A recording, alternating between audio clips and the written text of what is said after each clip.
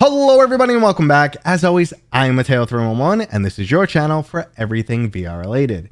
So today we have yet another Smash or Pass video, which is my new series where I give you my first impressions on a bunch of recent releases. I play these games for about 2 hours and I let you know if they're good, Smash, or if you should pass on them.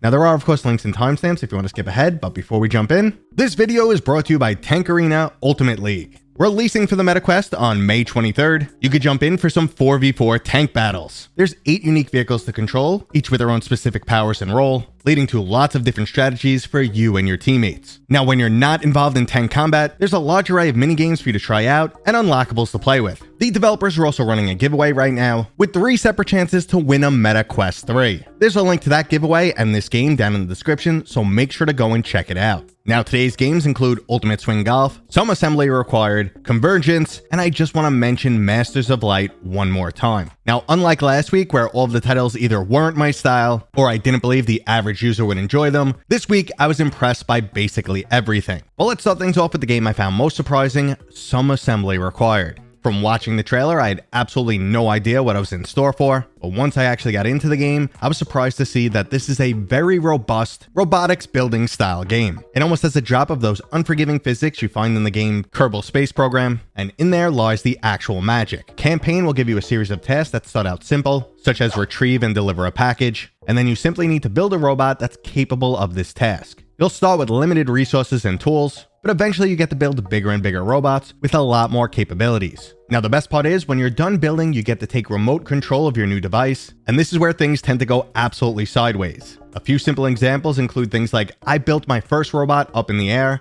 and when I activated remote control, it immediately dropped and broke on impact. I've also flipped plenty of robots, causing me to have to start over. Now the overall building controls weren't immediately intuitive, and I definitely struggled for a bit before I got the hang of it, even while going through the game's tutorial. Now moving on to a game that definitely surprised me was Ultimate Swing Golf. I'll be the first to tell you that this is not my type of game. I don't really care for a golfing simulator, even if it's arcadey, whatever the case may be. However, I turned this on my Quest 3 and immediately my first thought was, wow, this actually looks pretty nice. Graphically, this is a surprising title. You got these nice characters, the outdoor environments look great. The only complaint I had graphics wise was the audience is kind of just static standing there. They don't move around at all. It looks a little funny. But I do like when you hit the ball and stuff, you see exclamation points and they all shake. So like, I guess they realized that the people in the background look a little out of place, but they kind of just leaned into it. So overall, graphically, it's great. And even better, the game feels great. Ultimate Swing Golf tries to straddle that perfect line between simulation and arcadey, and in my opinion, they've nailed it. You don't need to be a professional golfer to enjoy this game, and even if you've never picked up a club before, this is pretty easy to get into. The playful and almost anime-style characters might be a slight turnoff for those looking for a serious golf simulator, but with a game like this, it all comes down to the overall mechanics, and from my limited golf experience, it does feel like they've nailed it here.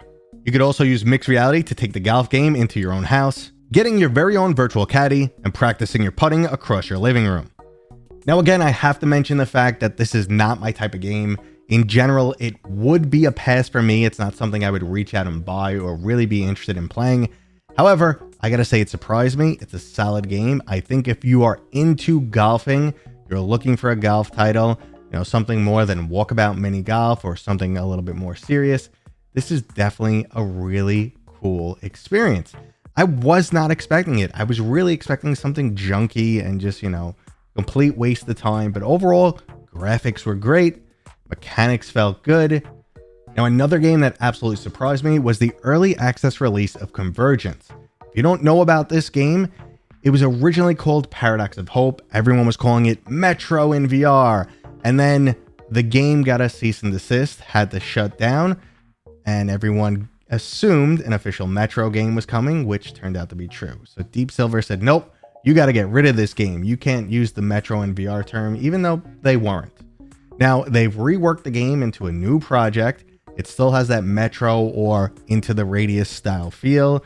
You're in this dystopian future, but they've definitely changed some elements, and it's looking really good so far. For starters, they've given you a German Shepherd companion and some fantastic mechanics on how you control him.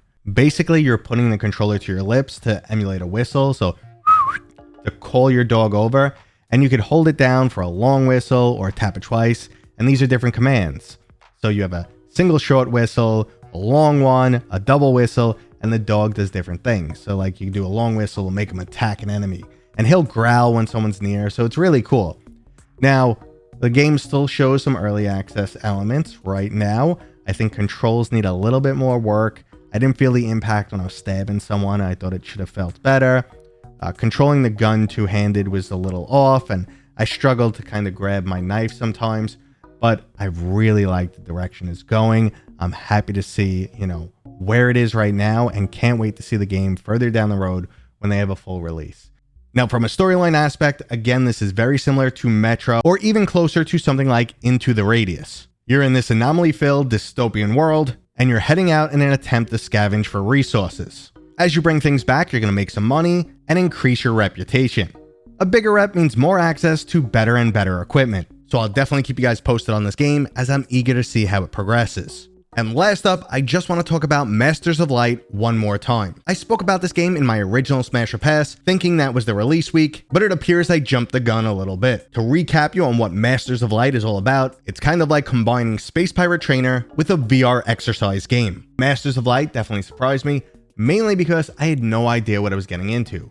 Watching the trailer, I thought it could maybe be something like a rhythm style game, but in practice, it's much closer to a combination of Space Pirate Trainer meets a workout game. That's really where it is. It's very physically active. You use hand controls, even though you can use the controllers if you want, but you're going to be doing gestures to activate certain abilities to take out enemies. And it really comes down to a nice bit of strategy and timing and just, cardio, basically. Now, mechanically, you'll unlock new skills, which turn out to be hand gestures, over time as you get deeper and deeper in the game. And there's a ton of levels to play. And also they have the star system, so you can go back and try and 3-star every level, which would come down to speed, accuracy, and if you took damage or not.